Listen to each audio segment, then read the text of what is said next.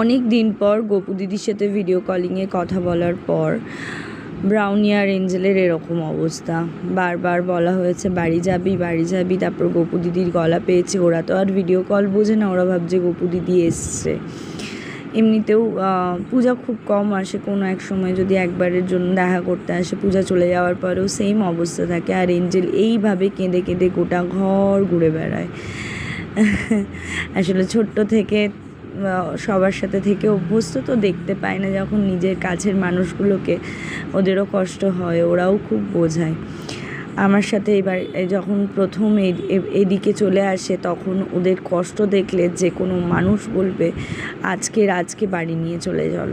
মানে এরকম হয়েছে, সারা রাত ঘুমায়নি, জেগে বসেছিল। ব্রাউনি যদিও ইউজ টু এই বাড়িতে আসা, কিন্তু এঞ্জেল তো কোনো দিন আসেনি।